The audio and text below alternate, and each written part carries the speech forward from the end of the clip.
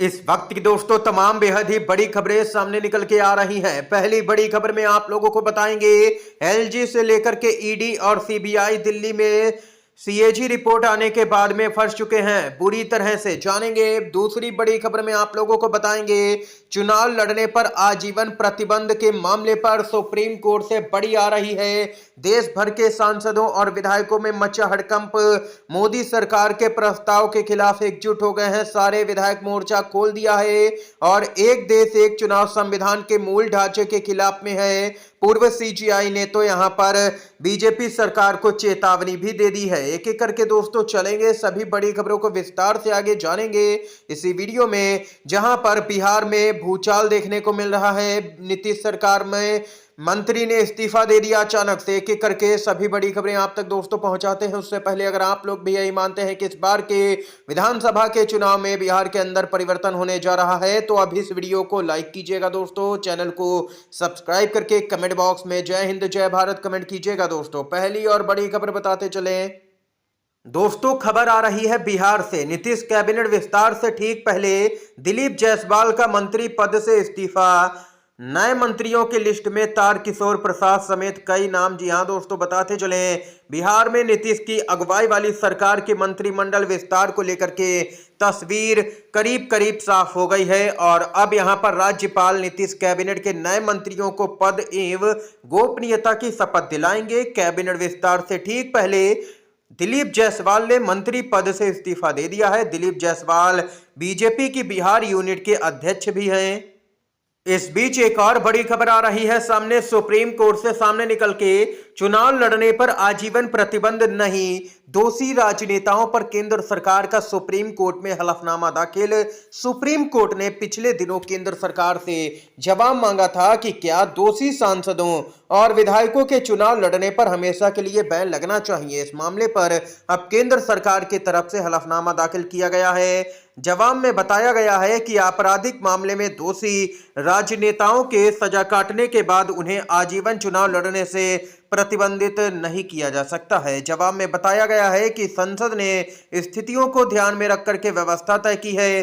दोस्तों, केंद्र सरकार ने 2016 में दाखिल याचिका को खारिज करने की मांग सुप्रीम कोर्ट से की है। सुप्रीम कोर्ट ने इस मामले पर सरकार और चुनाव आयोग से जवाब तलब किया था और कहा था कि अगर किसी सरकारी कर्मचारी को दोषी ठहरा दिया जाता है तो वह जीवन भर के लिए सेवा से बाहर हो जाता है, तो फिर दोषी व्यक्ति संसद में कैसे लौट सकता है, कानून तोड़ने वाले कानून बनाने का काम कैसे कर सकते हैं। लेकिन सुप्रीम कोर्ट का कहना है कि नहीं, कानून तोड़ने वाले सजा काटने के बाद में कानून बनाने का काम कर सकते हैं। ये यहां पर दोस्तों अब देखना ये होगा कि सुप्रीम कोर्ट क्या कुछ फैसला लेता है।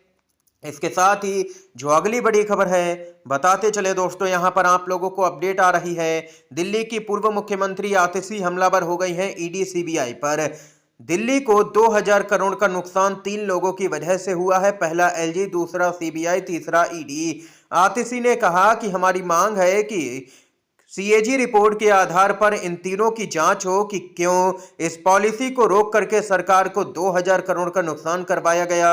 ये आतिशी ने सवाल खड़े कर दिए हैं दोस्तों केंद्रीय एजेंसियों पर और दिल्ली के एलजी पर सीधे तौर पर आरोप लगाया है यहां पर आतिशी ने। दोस्तों, इसके साथ ही यहां पर खबर आ रही है, बताते चले आप लोगों को, पूर्व सीजीआई ने मोर्चा खोल दिया है। एक देश एक चुनाव संविधान के मूल ढांचे के खिलाफ में है। पूर्व सीजीआई ने इसे क्यों बताया चुनौती, बताते चले कि एक देश एक चुनाव को लेकर के पेश किए गए संशोधन विधेयक पर गठित संसद की संयुक्त संसदीय समिति यानी कि जेपीसी के सामने देश के पूर्व मुख्य न्यायाधीश यूयू ललित सहित कुछ कानूनविद पेश हुए और संशोधन विधेयक से जुड़े सवालों के जवाब दिए।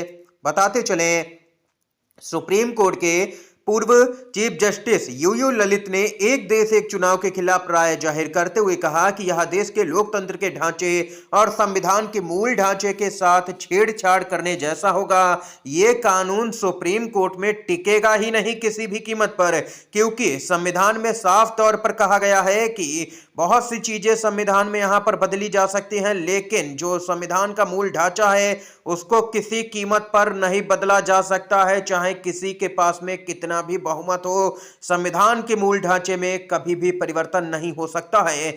जस्टिस ललित ने सांसदों के साथ लंबे सवाल जवाब के दौरान कहा कि एक देश एक चुनाव विधेयक सुनने में जितना अच्छा है, उसका अमल में उतना ही ज्यादा चुनौतियां हैं सामने।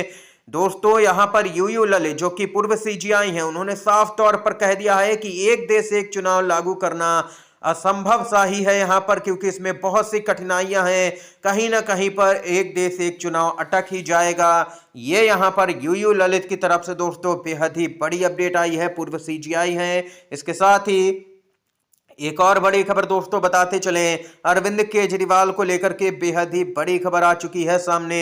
जी हां दोस्तों, आम आदमी पार्टी ने राज्यसभा के सांसद को बनाया एमएलए उपचुनाव में कैंडिडेट। क्या केजरीवाल जाएंगे राज्यसभा? जी हां दोस्तों, आम आदमी पार्टी के राष्ट्रीय संयोजक और दिल्ली के पूर्व मुख्यमंत्री अरविंद केजरीवाल राज्यसभा जा सकते हैं। सूत्रों के हवाले से कहा जा रहा है कि केजरीवाल के पंजाब से राज्यसभा जाने की अटकलें हैं। हालांकि पार्टी ने औपचारिक बयान जारी कर इन कयासों को अभी फिलहाल के लिए खारिज किया है। आम आदमी पार्टी ने राज्यसभा सांसद संजीव अरोड़ा को लुधियाना वेस्ट विधानसभा उपचुनाव के लिए पार्टी का उम्मीदवार बनाया है। इसके बाद से संजीव अरोड़ा की जगह केजरीवाल के राज्यसभा जाने के कयास लग रहे हैं, लेकिन पार्टी का कहना है कि केजरीवाल राज्यसभा नहीं जाएंगे।